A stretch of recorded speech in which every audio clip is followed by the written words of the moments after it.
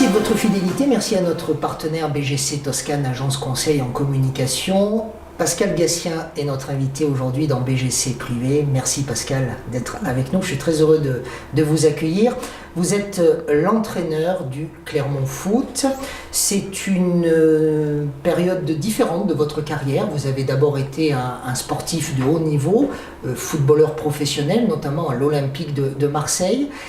Est-ce que le foot a énormément changé? Alors l'Olympique de Marseille, c'est dans les années 85, 88. Oui, c'est ça. Nous sommes aujourd'hui en 2019. Est-ce que le foot a vécu une métamorphose et si oui, laquelle? Métamorphose, oui et non. Il y a des entraîneurs qui faisaient jouer leurs équipes à cette époque-là déjà de la même manière que Guardiola aujourd'hui. Donc après, je pense que ça va quand même beaucoup plus vite sur le terrain qu'il y a 30 ans. Ça va plus vite, c'est plus athlétique notamment. Alors ça, c'est quelque chose qu'on a déjà entendu, qu'on parle de foot, qu'on parle de rugby, qu'on parle de hand, ça va plus vite sur le terrain. Moi, j'ai du mal à le concevoir parce que les jambes des joueurs sont les mêmes, entre guillemets, le ballon a toujours la même physionomie. Comment on peut aller plus vite dans la pratique d'un sport collectif où le ballon est présent? Je pense athlétiquement, je pense déjà que l'être humain évolue. Change.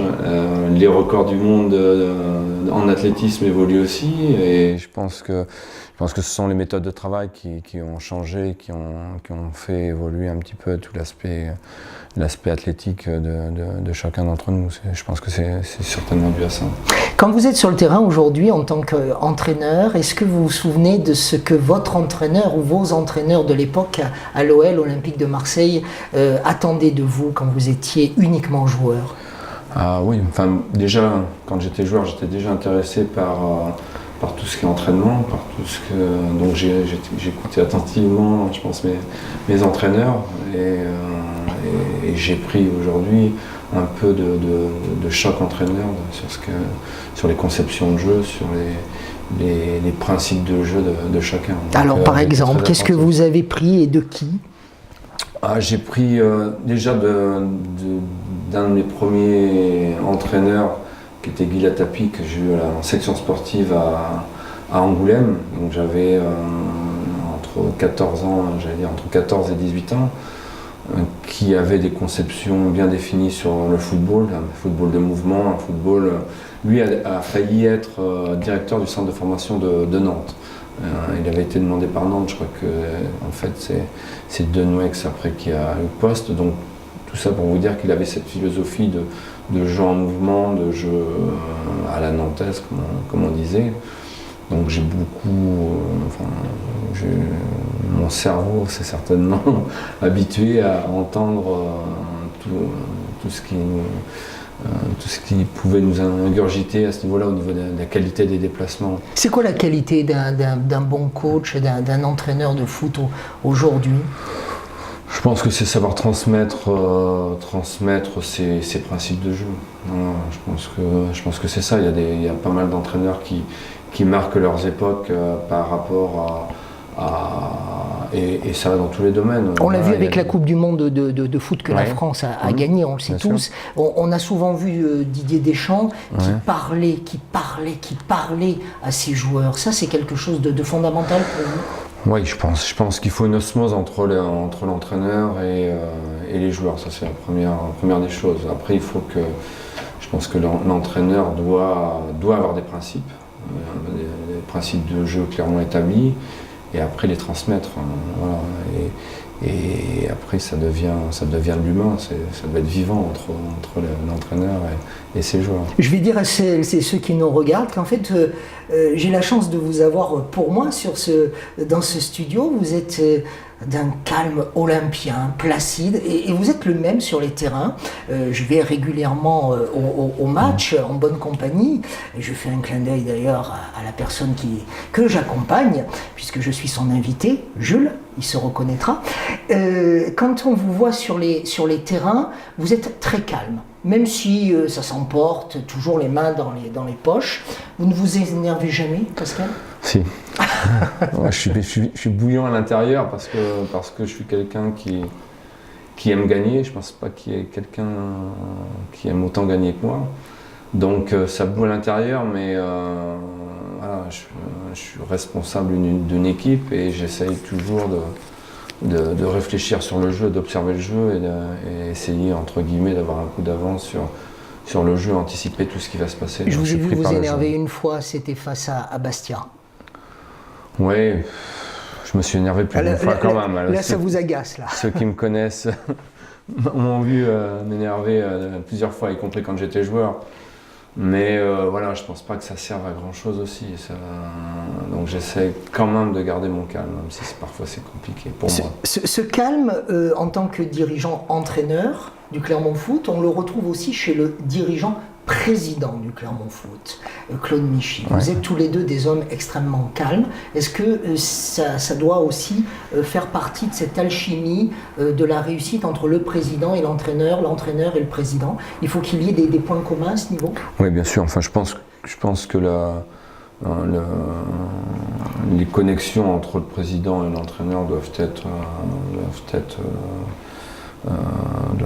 propres, j'allais dire, déjà au club, parce qu'on se veut être un club avec beaucoup de sérénité, un club qui fait pas beaucoup de bruit, mais qui travaille. Et je pense qu'on est dans les mêmes connexions avec le président.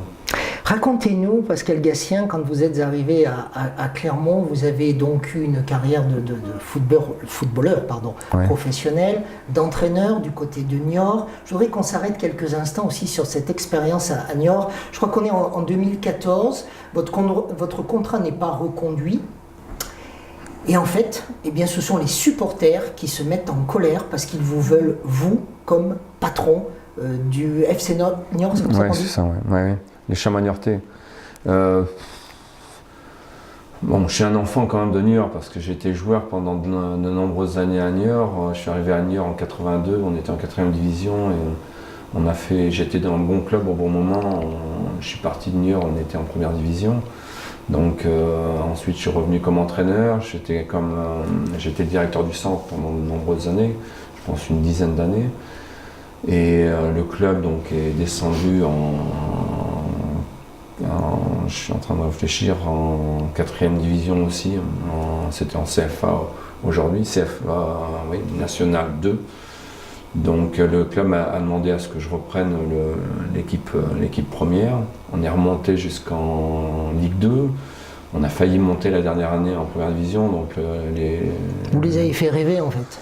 Je ne les ai pas fait rêver, mais je pense que les joueurs les ont fait rêver. Je pense qu'on a fait de très belles saisons et surtout on pratiquait un jeu plaisant. Et en 2014, à ce moment où vous apprenez que votre contrat n'est pas renouvelé, mais que vous comprenez aussi que les supporters vous défendent, ça vous fait chaud au cœur?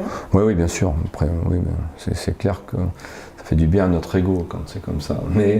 Mais bon, je savais pertinemment depuis très longtemps, alors qu'on était en position de monter, que les dés étaient pipés d'avance. Donc Régis s'était engagé depuis Régis Bourard, que vous connaissez ici, s'était engagé avec Karim Fradin depuis très longtemps. Donc les deux étant très amis, donc les dés étaient pipés quoi qu'il arrivait. Donc c'était un petit peu décevant. Mais j'ai vécu des très très bons moments. Toute la dernière saison a été paradoxalement de très très bons moments je passais de très bons moments avec les joueurs, avec le staff. On va parler de votre arrivée ici à Clermont, ouais. Donc au Clermont Foot. Alors vous succédez à deux femmes, un épiphénomène, Elena Costa, qui a dû durer, on s'en est pas souvenu d'ailleurs, ni vous ni moi, avant que les caméras ne se branchent, on en a un peu parlé, ouais. Quelques heures, quelques jours on va dire, suivi de Corinne Diacre, point commun avec vous. Je pense que vous le savez, Angoulême, elle aussi. Bien sûr. Point commun avec vous. Vous succédez à deux femmes, vous êtes un homme. Pourquoi Michy a-t-il choisi un homme? Il aurait pu choisir une troisième femme. Ouais, je suis pas trop efféminé quand même, mais non, moi j'étais au club, l'histoire c'est quand même que j'étais au club pour mettre en place le centre de formation partagé avec nos amis rugbyman. Voilà, donc étant au club, mais ayant envie de travailler aussi, je pense que le président Michy a pensé qu'après Corinne, c'était bien qu'on puisse perpétuer déjà ce qu'avait fait Corinne et qu'il y ait cette transition avec déjà ce que nous on mettait en place au centre de formation. Et là encore la discrétion, parce que Corinne était quelqu'un d'extrêmement discrète, très difficile à interviewer. Oui, moi je la connais bien, c'est une amie, et ça restera toujours une amie. Je voulais la faire venir à Châteauroux avant de venir ici, je voulais moi la faire venir à Châteauroux en tant qu'adjoint, et elle a eu ce poste ici, donc je lui ai dit de foncer à Clermont. Mais voilà, ça s'est toujours très très bien passé avec elle. Elle m'a laissé le club aussi et l'équipe dans une très bonne position. Vous les connaissiez ? Je connaissais la plupart des joueurs, donc ça a été facile pour moi de poursuivre ce qu'avait mis en place Corinne. Est-ce que vous avez connu ce que dans le monde du management on appelle le passage à la machine à café, où quand on gravit les échelons, tout d'un coup les gens ne veulent plus boire le café avec vous parce que vous devenez le patron? Vous avez connu ce moment-là? J'ai pas connu, pas au club. Non, pas au club, parce que j'ose espérer ne pas avoir trop changé déjà. Et il y a que des gens, j'allais dire, simples et avec qui moi j'ai envie de partager, donc ça va jamais poser de problème. Vous m'avez dit tout à l'heure en réponse à la question quelles sont les qualités d'un entraîneur, il doit savoir transmettre. La posture du dirigeant dans le monde du sport aujourd'hui, c'est quoi? Quelle doit être cette posture? Je pense qu'on doit être à l'écoute des gens, à mon avis. Je pense que pour manager, moi j'ai un management, j'allais dire responsabilisant. C'est-à-dire que je pose mes conditions avant, et ensuite je mets un cadre, et ensuite ce sont les joueurs qui se managent eux-mêmes. Et de temps en temps, il y a quelques rappels à l'ordre, mais j'ai un groupe qui est formidable, qui est capable de s'autogérer lui-même, donc c'est beaucoup plus facile pour moi. Vous avez eu une belle distinction en 2017 ? Oui, bien sûr. Meilleur entraîneur de l'année sur les clubs de votre division. Oui. Je pense que ça rejaillit surtout sur le club. C'est toujours bateau de dire que c'est... mais c'est tellement vrai je travaille avec un staff médical, un staff technique, et puis ce sont les joueurs qui font, à un moment donné, qui font les résultats. Donc, Parlez-nous des résultats, parlez-nous en tout cas de vos ambitions pour 2019. L'an dernier, on a terminé 6e. Je pense que pour un club comme nous, confirmer cette 6e place cette année, ce serait déjà formidable.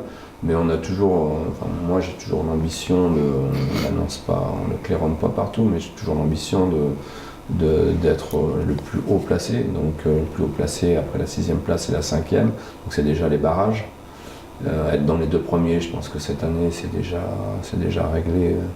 Mais pourquoi pas accrocher les barrages dès cette année. Je voudrais, Pascal Gassien, que l'on parle un petit peu des moyens qui sont mis à la disposition de votre équipe au Clermont Foot, avec l'annonce en a été faite par Olivier Bianchi, le président de Clermont-Auvergne Métropole, la construction d'une nouvelle tribune.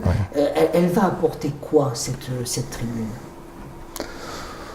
Je vais être direct, je pense que ça va nous apporter des points à un moment donné, parce qu'on a un stade qui est non pas vétuste, on n'a qu'une seule tribune, donc pas un stade qui permet d'avoir une énorme ambiance sur le terrain.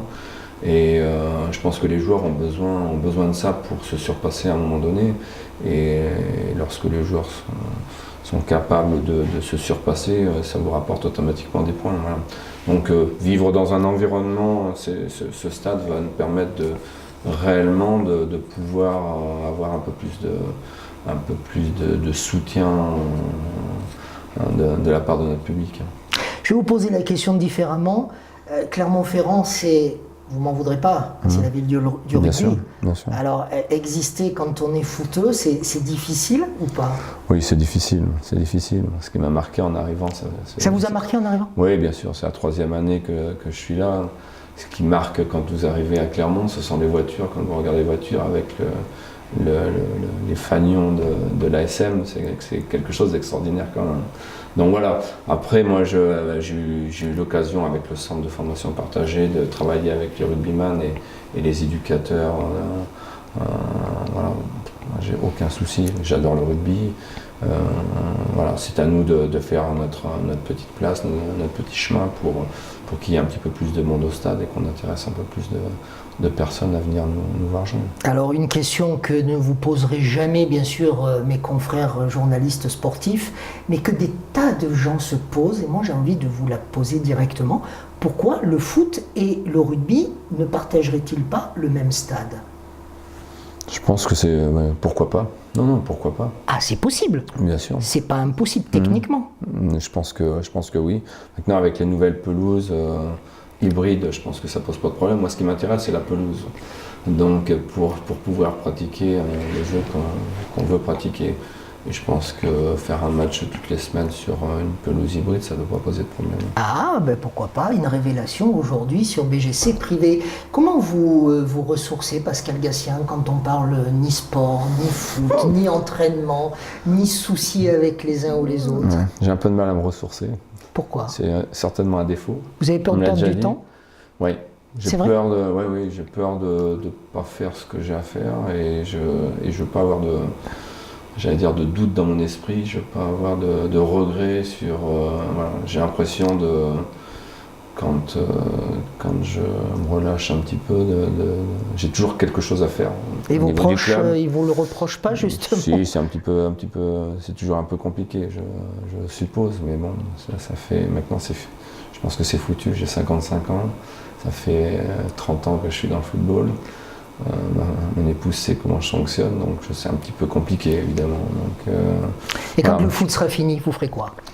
Je pense par contre que j'ai envie de voyager, j'ai envie de voir le monde entier, c'est-à-dire faire certainement un tour du monde. Il y a des pays qui vous animent davantage? Je suis allé en Argentine pour le foot, mais je suis allé en Argentine et j'ai trouvé ce pays magnifique avec je suis allé dans la cordillère des Andes, j'ai trouvé des paysages magnifiques. Je suis un fanat des paysages et je trouve qu'en Auvergne on est bien fourni. J'envoie des photos tous les matins à ma fille qui est à New York.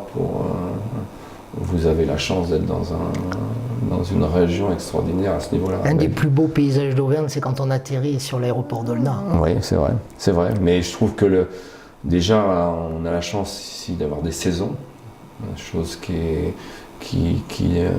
dans l'ouest de la France n'existe pas, des saisons bien marquées avec des couleurs, le ciel est magnifique, les nuages sont magnifiques, donc voilà. Donc c'est pas mal, l'Auvergne c'est pas mal aussi. Mais j'ai envie de voir le monde entier, aller en Asie, aller en Amérique du Sud, aller un petit peu partout et rencontrer des gens. Footballeur, poète, amoureux de l'Auvergne, ambassadeur de l'Auvergne. Pascal Gassien. Merci beaucoup Pascal et merci à notre partenaire BGC Toscane de soutenir cette émission. Merci. Merci à vous. Merci pour l'invitation.